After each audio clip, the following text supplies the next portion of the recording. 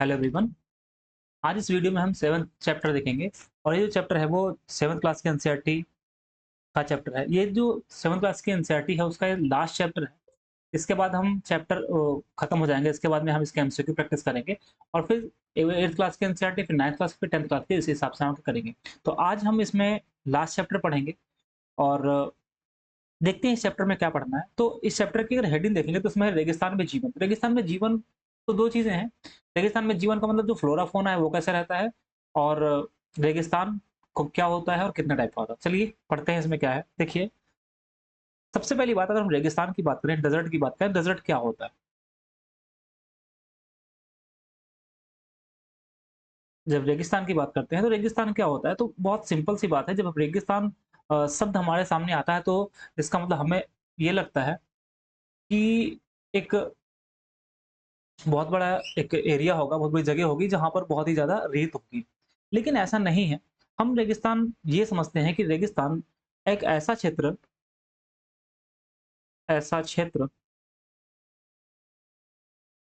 जहाँ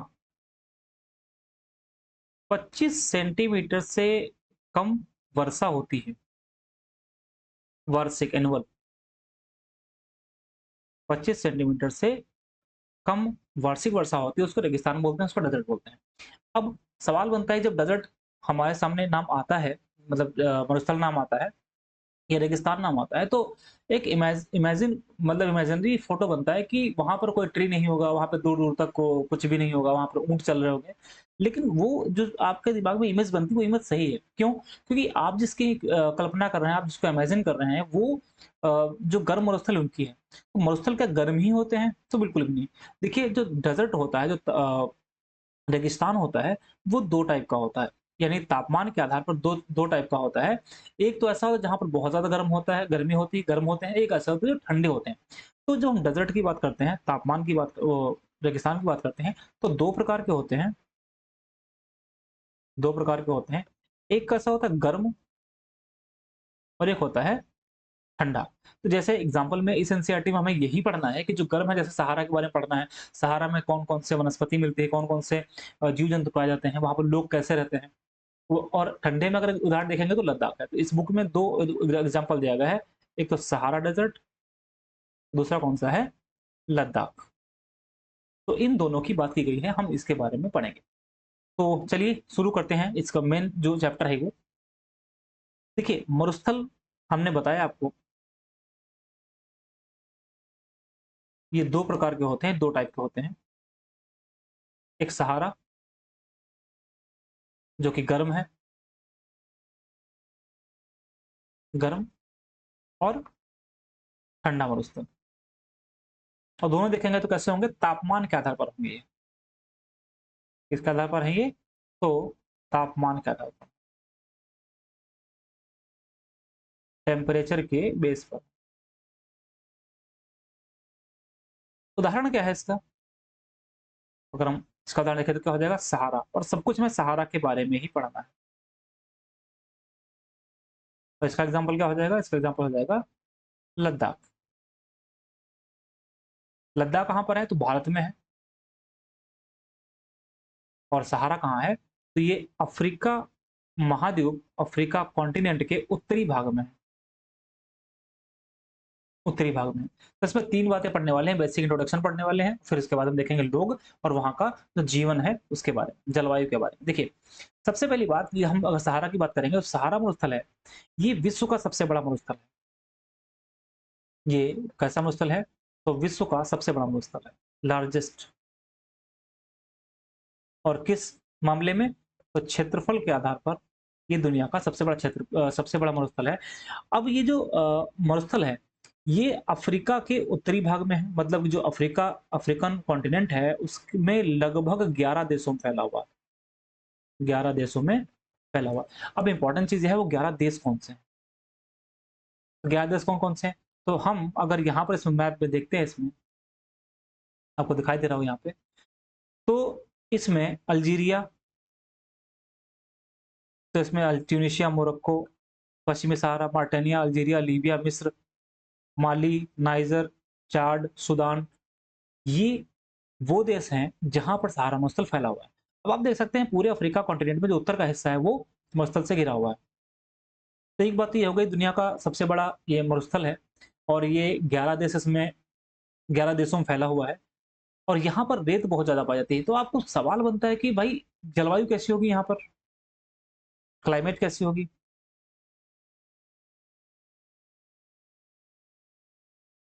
क्लाइमेट कैसी होगी? देखो, क्योंकि ये जो सहारा है, ये गर्म स्थल है, तो यहाँ पर क्या होता है कि बहुत ज़्यादा गर्मी होती है, अत्यधिक गर्मी। एक ऐसा है, अत्यधिक गर्म और शुष्क है। शुष्क का मतलब है यहाँ पर बरसात तो होती नहीं, जब बारिश नहीं होती है, तो फिर यहाँ पर ह्यूमिडिटी भी बहुत कम होती है। अब सवाल बनता है बस ह्यूमिडिटी कम बनती है तो यहाँ पर वनस्पति क्या होगी? नहीं होगी। क्यों? क्योंकि बरसात तो हो ही नहीं रही है। तो अत्यधिक तापमान मतलब शुष्क होता है और इसका टेम्परेचर बहुत ही ज़्यादा होता है। कितना टेम्परेचर होता है? अत्यधिक गर्म और शुष्क। टेम्परेचर की बात करेंगे तो अगर हम दिन की बात करें तो दिन तो बहुत गर्म होता है। टेम्परेचर क्या होता है? बहुत ही ज़्यादा होता है और 50 डिग्री सेंटीग्रेड के आसपास में होता है। लेकिन नाइट की बात करें, रात की बात करें तो आप जानते हैं कि रात में टेम्परेचर बहुत डाउन हो जाता है और वो 0 डिग्री सेंटीग्रेड से भी नीचे या 0 डिग्री सेंटीग्रेड के आसपास में आ जाता है। ठीक है? तो यहाँ पर हमने जलवायु देख लिया, जलवायु बहुत गर्म है और शुष्क है और दिन बहुत गर्म होता है, रात बहुत ठंडी होती है। इसके साथ-साथ में अगर हम देखें यहाँ पर वनस्पत जगत का मतलब ये होता है कि यहाँ पर फ्लोरा और फौना कौन से हैं? वनस्पत जगत की बात करते हैं एवं प्राणी जगत। प्राणी जगत मतलब कि फ्लोरा एंड फौना। तो एक बात तो क्लियर है, यहाँ पर किस तरीके की वनस्पति मिलेगी? कौन सी वनस्पति मिलेगी? क्योंकि यहाँ पर पानी बरसता है, नहीं पानी होता नहीं, तो यहाँ पर ऐसी वनस्पतियाँ होती हैं जो कि झाड़ी या कह सकते हैं विरल वनस्पति है। विरल का मतलब है कि कहीं दूर-दराज में मिलती है। तो एक साथ मतलब बहुत बड़े-बड़े पेड़-पौधे नहीं मिलते हैं, कम सघन वनस्पति मिलती है। तो उदाहरण क्या हो जाएँगे? उदाहरण में जैसे हम जानते हैं कैक्टस है, कैक्टस के साथ-साथ में खजूर है और खजूर के साथ में एकेशिया है, ये सब एकेशिया पाया जाता है। अब यहाँ पर कहीं-कहीं ना खजूर के पेड़ हैं, जैसे खजूर के जहाँ कई जगह पेड़ हैं जो उसको मरुद्यान बोलते हैं। जहाँ-जहाँ खजूर के पेड़ हैं, ज़्यादा खजूर के पेड़ हैं, उसको क्या बोलते हैं? मरुद्यान बोलते हैं। और जो मरुद्यान है, वो कहाँ पर है? जैसे मोरक्को में, एग्ज़ाम्पल लेते हैं मोरक्को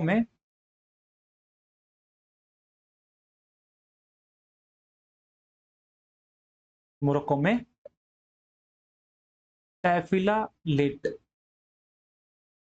ये मरुद्यान है। तो कभी क्वेश्चन बनता है कि टैफिला ये मरुद्यान कहाँ पर है? तो ये मिलेगा मोरक्को में और क्या है यहाँ पर खजूर के बहुत सारे पेड़ लगे हुए हैं।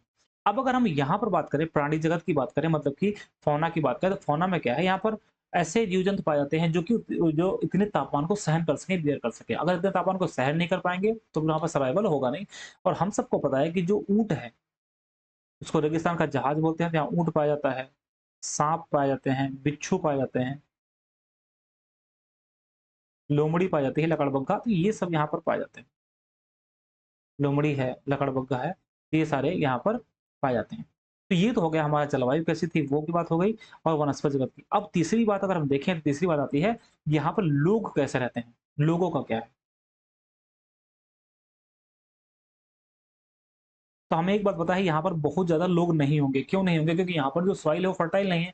पानी की अवेलेबिलिटी नहीं है, सॉइल फर्टाइल नहीं है तो लोग खाएँगे क्या? उत्पादन होगा तो खाएँगे क्या?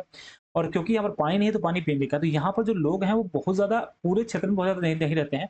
लेकिन कुछ ऐसे लोग हैं जो चलवासी हैं। चलवासी मतलब क्या है? जो घूमते रहते हैं। जैसे एग्ज़ाम्पल की बात करें तो जो बेदुइन है, बेदुइन और जो और तुआरेग, ये जो लोग हैं, ये चलवासी हैं। ध्यान समझना है यहाँ पर अब क्या कौन है ये चलवासी। चलवासी का मतलब है जो घूमते-फिरते रहते हैं। चलवासी जनजाति, ट्राइबल्स हैं। अब घूमते रहते हैं तो क्या करते होंगे? ये अपने साथ में कई जानवर लेकर के चलते हैं। जैसे एग्ज़ाम्पल में बात करते हैं घोड़ा हो गया ये लोग क्या करते हैं, इनके पास जानवर होते हैं, जैसे घोड़ा हो गया, घोड़े जात में हो गया, बकरी, भेड़, ऊँट ये सब कुछ हो गया। बकरी बकरी, भेड़, ऊँट, ऊँट के साथ-साथ में हम घोड़ा, बकरी, भेड़, ऊँट, बकरी ये होता है। और क्या काम है इनका? तो बड़ा सिंपल सा है कि ये जो लोग हैं, इन घो जैसे घोड़ा हो गया, बकरी हो गया, तो इनसे क्या करते हैं, इनसे ये लोग दूध प्राप्त करते हैं। दूध के साथ-साथ में क्या करते हैं, ये खाल प्राप्त करते हैं। खाल के साथ-साथ में इसके बाल प्राप्त करते हैं। अब ये बालों का क्या करते होंगे? तो बालों का क्या करते होंगे, सबसे सिंपल सी बात है, तो इसकी चटाई बनाते हैं, कालीन बनाते हैं और कालीन के साथ-साथ में ये कपड़े बनाते हैं उसके, कंबल बनाते हैं। ये हो गया इनके बालों से काम करते हैं। अब जो खाल है उससे क्या बनाते हैं? तो खाल से पेटी बना लेते हैं, इससे बोतल बना लेते हैं, जिससे पानी भरने में काम आती है। बोतल पानी की बोतल बना लेते हैं और तीसरी चीज़ यहाँ पर ये है कि जूता बना लेते हैं। तो ये लोग क्या करते हैं, ये लोग कुछ इस तरीके से काम करते हैं। तो ये वो लोग हैं जो कि अफ्रीका में जो सहारा है वो घूमते रहते हैं, चलवासी मतलब उसकी स्थिर नहीं रहते। लेकिन कुछ ऐसे लोग हैं, कुछ ऐसे लोगों का मतलब है जहाँ पर नील नदी है, मिस्र है। हमें पता है कि जो नील नदी है उसको मिस्र का वरदान कहते हैं। क्यों? क्योंकि उस जहाँ पर वो नदी है, वहाँ पर उसके आस-पास की ज़मीन उपजाऊ है, तो ज़मीन उपजाऊ है तो वहाँ पर लोग रहते हैं और रहते हैं साथ में फिर खेती किसानी का काम करते हैं। तो एक तो ये हो गया, ये हो गए जो पूरे सहारा में घूमते रहते हैं। अब बात करते हैं मिस्र में। जो मिस्र में है, वहाँ पर क्या होता है, क्योंकि मिस्र में नील नदी है, जिसको नाइल बोलते हैं। अब इसकी खास बात क्या है? नील नदी जो है वो विश्व की सबसे लंबी नदी है, लॉन्गेस्ट, विश्व की सबसे लंबी नदी। दूसरी बात, अब नदी है तो यहाँ पर इसकी वजह से क्या हो जा रहा है, इसके आस-पास का क्षेत्र क्या होगा? आस-पास कैसा क्षेत्र होगा? उपजाऊ होगा। आस-पास उपजाऊ क्षेत्र है और इसकी वजह से जल उपलब्ध हो जाता है, जल भी उपलब्ध रहता है। तो क्योंकि आस-पास जब जल उपलब्ध रहता है तो लोग रहना पसंद करते हैं। उपजाऊ ज़मीन है तो इन दोनों की मदद से क्या करते हैं वहाँ पर लोग खजूर उत्पादन करते हैं, फसल का उत्पादन करते हैं, चावल हो गया, गेहूँ हो गया और हमको पता है जो कपास है, इसकी कपास की डिमांड जो है पूरी दुनिया में बहुत ज़्यादा है। इसके साथ में जौ हो गया, सेम हो गया, वो सब यहाँ पर जौ है, सेम है, इन सब का उत्पादन यहाँ पर लोग करते हैं और जिसकी वजह से वो वहाँ पर प्रॉपर रहते हैं। ठीक है? तो इतनी बातें हमने समझ ली किसके बारे में? तो इतनी बातें हमने समझ ली जो सहारा मरुस्थल है उसके बारे में। अब एग्ज़ैक्टली यही चीज़ें हमें पढ़नी यहाँ पर हैं लद्दाख के बारे में। मतलब कि वहाँ पर कैसी क्लाइमेट है, वहाँ पर जलवायु मतलब उसकी क्लाइमेट जलवायु कैसी है, वहाँ पर वनस्पति कौन-सी मिलती है, वहाँ पर प्राणी कौन मिलता है और लोग वहाँ पर क्या करते हैं उसकी बात की जाती है। तो चलिए हम शुरू करते हैं अब लद्दाख के बारे में। देखिए लद्दाख की जब बात करते हैं, तो लद्दाख में हम 2 चीज़ समझते हैं। पहली लद्दाख का मतलब समझते हैं लद्दाख क्या है? लद्दाख 2 शब्दों से मिलकर बना है ला और दाख। इससे मिलकर के बना है ला और दाख। ला का मतलब होता है पर्वतीय दर्रा, ला का मतलब होता है पर्वतीय दर्रा और दा का मतलब होता है देश। मतलब ये हुआ कि ऐसा देश जहाँ पर पर्वतीय दर्रे हैं। हमें पता है कि वहाँ पे बहुत सारे पर्वत हैं। बहुत सारे पर्वत हैं और साथ-साथ में वहाँ पर दर्रे भी बहुत हैं, उसी में दर्रे भी बहुत हैं। हम दर्रा वाला जब चैप्टर पढ़ेंगे तो वहाँ पे पढ़ेंगे। दूसरी बात, पहली चीज़ ये हो गई। दूसरी चीज़ कि अगर हम इसको लद्दाख को हम इसका दूसरा नाम है, अन्य नाम, अन्य नाम क्या है? तो अन्य नाम इसका है खा पा चान, खा पा चान और इसको क्या बोलते हैं? इसका मतलब होता है हिम भूमि। मतलब कि ऐसी ज़मीन जो बर्फ से ढकी हुई है। तो हम जानते हैं कि लद्दाख में ठंडी तो बहुत होती है। तो यहाँ पर क्योंकि ठंड बहुत होती है तो जलवायु कैसी होगी? क्लाइमेट कैसी होगी इसकी? अगर हम क्लाइमेट की बात करें, जलवायु की अगर बात करते हैं तो जलवायु कैसी होगी? जलवायु बहुत ही ज़्यादा ठंड होगी।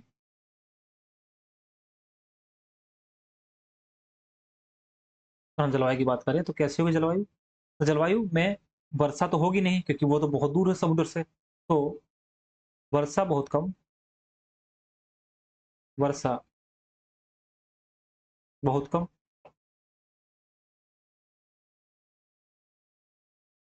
वर्षा क्या होती है?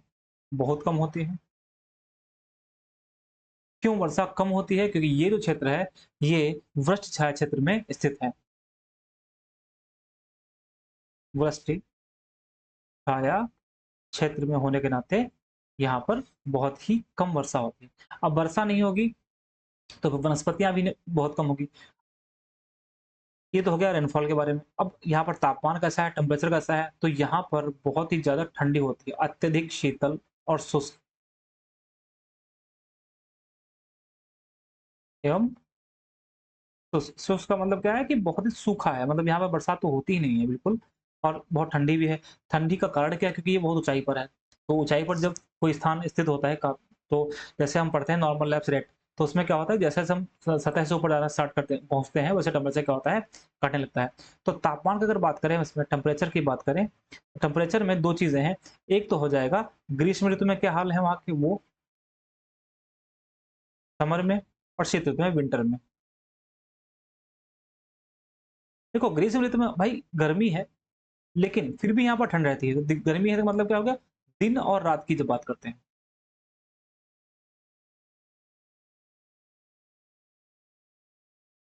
दिन और रात देखो दिन में क्या होता है कि यहाँ पर टेम्परेचर गर्मी के दिनों में थोड़ा-सा ठीक-ठाक हो जाता है।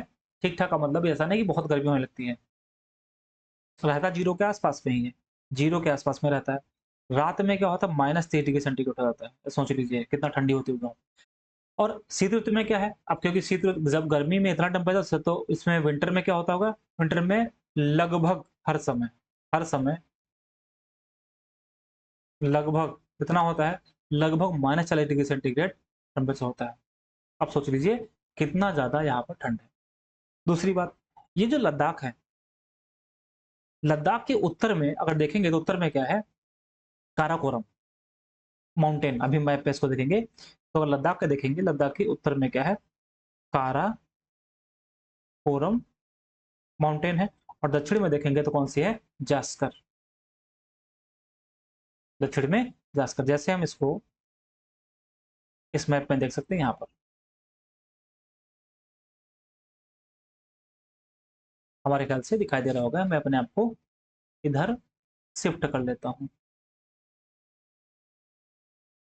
यहाँ पर। तो आप देख सकते हैं इसमें क्लियरली कि यहाँ पर जो मैं लाइन खींच रहा हूँ यहाँ पे काराकोरम को जिस तरीके से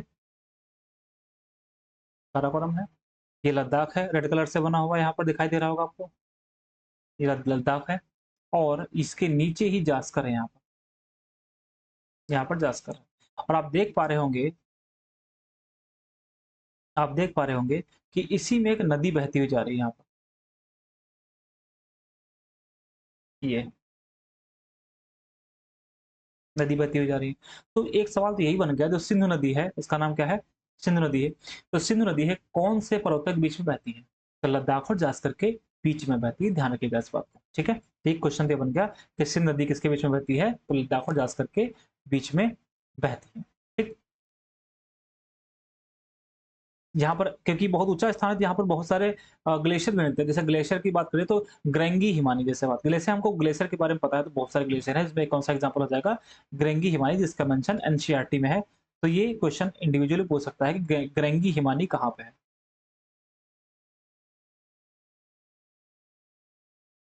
तो यहाँ पर क्या है कि इसमें एक हिमानी भी है, जिसको बोलते हैं ग्रेंगी। क्या बोलते हैं? ग्रेंगी मतलब इसका नाम है ग्रेंगी, ठीक है? अब अगर हम बात करें इसकी कि यहाँ पर वनस्पति और प्राणी जगत में क्या है? तो वनस्पति प्राणी जगत का मतलब ये हुआ कि जैसे हमने इसमें देखा था, तो इसमें फ्लोरा और फ़ौना की जब बात की जाएगी, तो क्लाइमेट हो गया एक तो, दूसरा है फ्लोरा और फ़ौना, वनस्पति और प्राणी जगत, फ्लोरा और फ़ौना। वनस्पति की जब बात करते हैं, फ्लोरा की बात करते हैं, तो इसमें भाई सिंपल सी बात है, बरसात होती नहीं है, तो और ठंडी बहुत ज़्यादा होती है, तो यहाँ वनस्पति बहुत ही दूर-दूर मिलती है, विरल। वनस्पति कैसे हो जाएगी? तो विरल। देखो, यहाँ भी वनस्पति कम पाई जाती है, वहाँ भी वनस्पति कम पाई जाती है। वहाँ का मतलब क्या है, जो हमने गर्म मरुस्थल पढ़ा, वहाँ पर पानी की अवेलेबिलिटी बहुत कम है, क्योंकि वहाँ पर गर्मी बहुत ज़्यादा होती है, तो वाष्पीकरण ज़्यादा होता है वर्षा के कंपेयर में, ठीक है? यहाँ पर भी वनस्पति कम है, क्योंकि यहाँ पर तो बर्फ ही बर्फ होती है, तो विरल होती है। और कहीं-कहीं पर क्या होता है, कुछ छोटी-छोटी घास की जो घास होती है कहीं-कहीं पर, घास या छोटी-छोटी झाड़ियाँ पाई जाती हैं, छोटी झाड़ियाँ पाई जाती हैं। आपने कभी गए होंगे वहाँ पे या देखा होगा, तो वहाँ पर कुछ पेड़ भी मिल जाते हैं, जिसमें सबसे फेमस पॉपुलर और पॉपुलर के साथ-साथ में जो सरपत है, मतलब कि यहाँ पर कुछ उपवन मिलते हैं। उपवन में कौन-कौन से आ जाते हैं? तो उपवन में जैसे सरपत, जिसको हम बिलो बोलते हैं, लकड़ी होती है, और ये जो लकड़ी होती है किसकी चीज़ के लिए बहुत अच्छी मानी जाती है? और जो पॉपुलर है वो,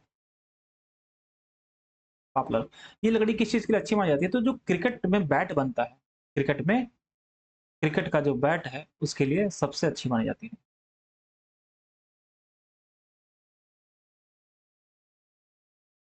जो क्रिकेट का बैट है वो, बैट बनता है, वो इस लकड़ी से बहुत ही अच्छा माना जाता है। और इसके साथ-साथ में क्या होता है कि जो ग्रीष्म ऋतु है, उसमें क्या होता है कि कहीं-कहीं पर सेब, हम जानते हैं कश्मीर या लद्दाख वाला क्षेत्र किस लिए फेमस है? गर्मियों में क्या होता है? सेब, सेब के साथ-साथ में खुबानी और अखरोट,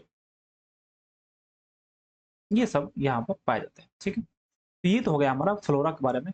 अब फौना के बारे में देखते हैं। देखिए, फौना में यहाँ पर भी बहुत ज़्यादा जीव-जंतु नहीं पाए जाएँगे।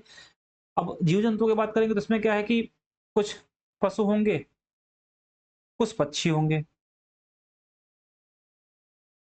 पक्षियों में कुछ खास पक्षी हैं, जैसे जिसका एग्ज़ाम्पल है रॉबिन, यहाँ पे मिलता है। रॉबिन,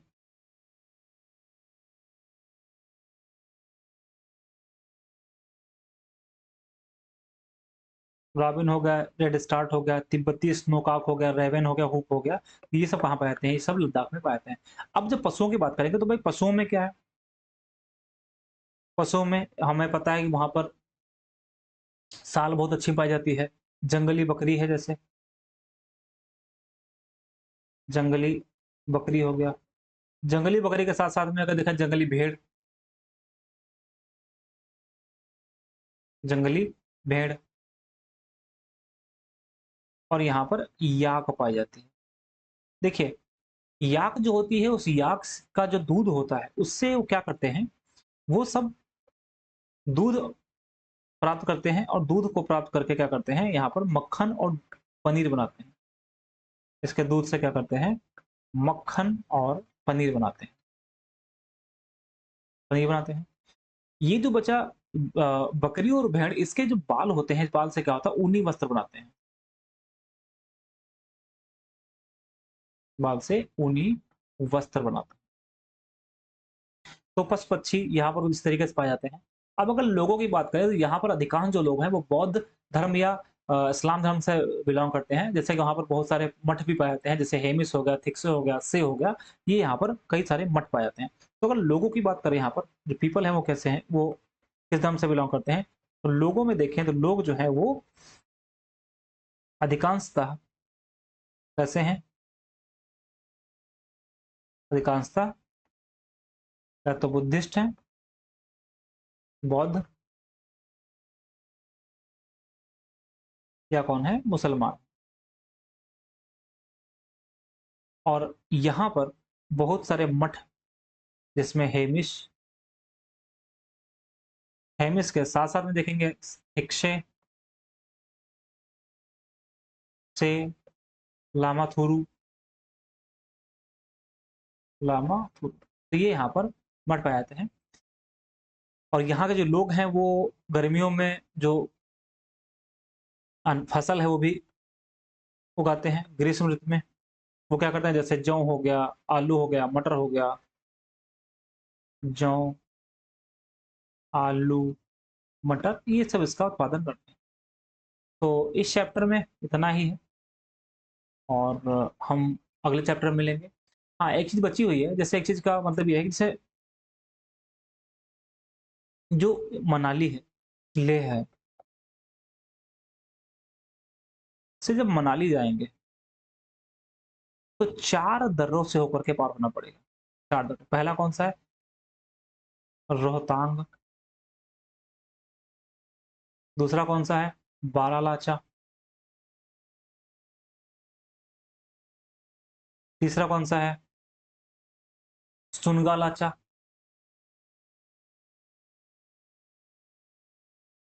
और चौथा कौन-सा है? टंगलंग। तो आपसे ये पूछ सकता है क्वेश्चन कि मनाली जाने लेह से मनाली जाने में कितने दर्रे पड़ते हैं, कौन-कौन से दर्रे पड़ते हैं? 4 ध्यान रखिएगा, रोहतांग, बारालाचा, सुनगालाचा और कौन है? टंगलंग दर्रा। टंगलंग ला बोलते हैं, ला का मतलब दर्रा होता है, हमने आपको पहले बताया था। तो रोहतांग ला, बारालाचा, ये सब दर्रे यहाँ पर। तो इसमें इतना ही है, हम ये एनसीईआरटी कंप्लीट कर लिए हैं। अब हम 8th क्लास की एनसीईआरटी देखेंगे, जैसे पहला चैप्टर हमारा जो होगा उसको पढ़ेंगे, फिर उसके एमसीक्यू करेंगे, उसके बाद 9th पढ़ेंगे। मिलते हैं अगले वीडियो में। बहुत-बहुत धन्यवाद। कैसा लगा वीडियो कमेंट बॉक्स में ज़रूर बताइएगा। Thank you.